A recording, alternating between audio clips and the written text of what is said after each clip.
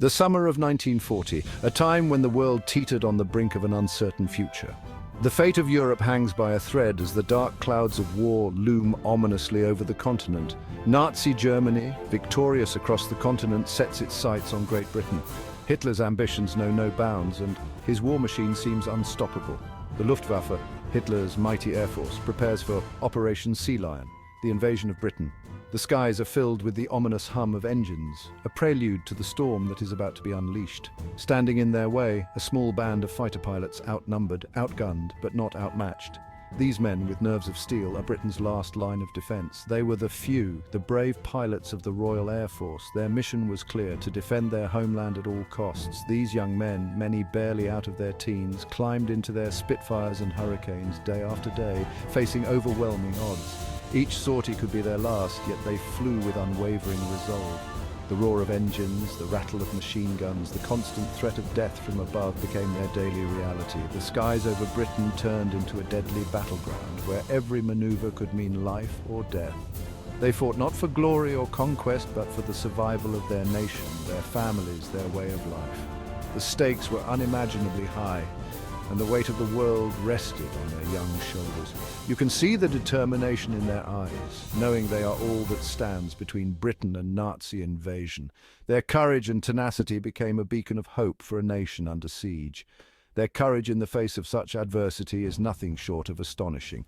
Each return from a mission was a testament to their skill and bravery, as they often limped back to base in damaged aircraft. They were the thin blue line that stood between Britain and Nazi tyranny, a symbol of defiance against the seemingly unstoppable Nazi war machine. Their legacy is etched in history, a reminder of the power of courage and resilience in the face of overwhelming odds. The Battle of Britain raged in the skies over southern England throughout the summer and autumn of 1940. It was a pivotal moment in World War II, a clash that would determine the fate of nations and the course of history. The Luftwaffe, confident in their numerical superiority, launched wave after wave of attacks against British airfields, radar stations, and cities. Their strategy was to cripple the Royal Air Force and pave the way for an invasion of Britain. The few, outnumbered but not outmatched, fought back with skill and ferocity. These brave pilots, many of them barely out of their teens, took to the skies day after day, knowing that the fate of their country rested on their shoulders. The battles were intense and unforgiving. The sky became a deadly arena where only the most skilled and courageous could survive. The skies over Kent and Sussex became a swirling melee of twisting fighters, the air thick with smoke and the stench of burning aviation fuel. Each dogfight was a test of nerve and skill, with pilots pushing their aircraft to the very limits. The pilots flew to the very limits of their endurance, often multiple sorties a day, pushing themselves and their machines beyond their limits. Their determination and resilience were nothing short of extraordinary.